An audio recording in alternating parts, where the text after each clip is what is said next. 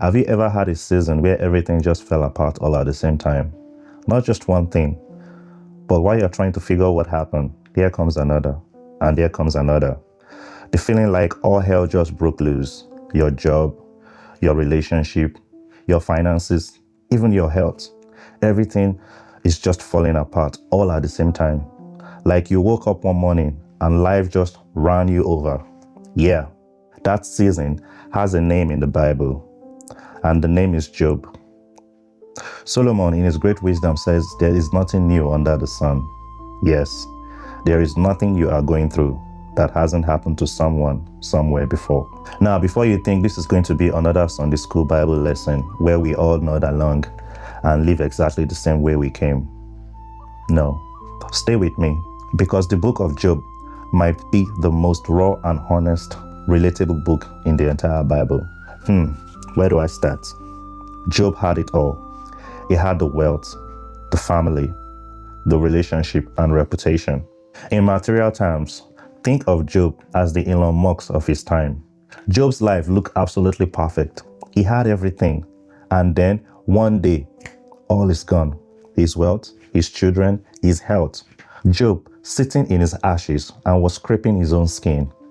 A classic example of grace to grass. And there is this trauma that comes with "I used to be rich." When you have tasted real wealth and fame, and now you are nobody.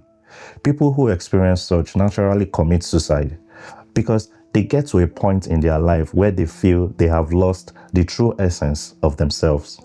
Their identity is tied to their wealth, their social status, their influence and reputation. And here is what most people miss about Job's story. Satan did not come for Job's money or his family or his influence. Satan don't need those stuff. Satan came after Job's faith. What happens to Job was a test of his faith.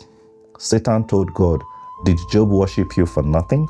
Because the enemy knows that if he can get you to stare at your empty pocket, your ailing health, and your situations long enough, you will eventually stop worshiping God. The test here is, will you be faithful to God if you lose everything? Job's health, wealth, family were not attacked because the enemy wanted them. They were attacked because the enemy wanted Job to give up on God. Does this sound familiar? Will you give up on God if you lose your job, your wealth, your health, your family, your social status or reputation? Because some of what we are going through right now isn't really about what you think. Here is the truth that will hit you sideways like many of us. Job thought he knew God. You see, it is easy to love God when everything is going well. Job was doing everything right, worshiping God, giving, living with integrity, making sacrifices for the sins he thought his children might have committed. Job was a good guy with excellent track record, and if I may say, he had a 5-star faith. But the storm revealed something about Job, something Job didn't know about God. It's like you think you know how to swim because you've been playing around the shallow end of the pool. But when life throws you to the deep end of the pool, that is when your faith will be tested. All the theologies and scriptures you have memorized will be needed. At that point, life will make no sense. You see, suffering has a way of cutting through religious performance and testing if your faith is real. When everything fell apart, Job did not perform. Job did not fake any testimony. He did not say God is good all the time or it is well. Job said, "God, I wish I had never been born." And God did not strike Job with lightning for saying that.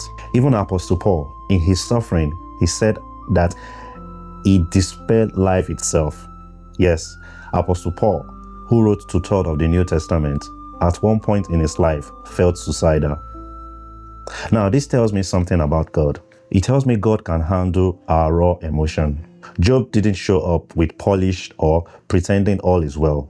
God is not impressed by our "I am fine" face when we are clearly not fine. It is okay to cry to God. It is okay to say, "God, this doesn't make sense to me," and still be the person of deep and unshakable faith, just like Job and Paul. This is not weakness. This is intimacy. God can handle our raw emotions. Now, Job's friends showed up, and to their credit, they sat with him in silence for 7 days. Then they started talking, and everything they said was wrong.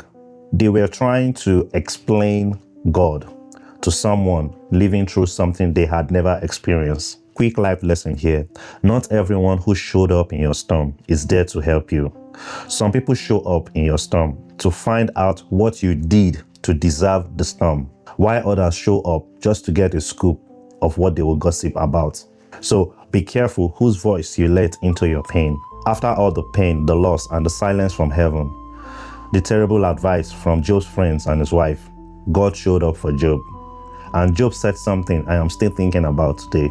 Job said, "My ears heard of you, but now my eyes have seen you." Job 42:5. Job saw God not in his riches, not in his good moments, but in the storm. There are things about God that your worst season will teach you that your best season can never teach you. The storm didn't come to destroy you. Sometimes the storm is how you finally find God. Job's story did not end in tragedy. God restored everything in double fold for Job, which means your story is not over. Whatever you lost, whatever season you are crawling through right now, you are not at the end. You might just be in the middle, and the middle is always the hardest part of the season. Remember that every storm has a purpose. Every trial has a testimony. If this speaks to your heart, please consider sharing this video with someone who might benefit from it. This is Stephen with Scripture Capsule. God bless you richly and see you in the next video. Bye.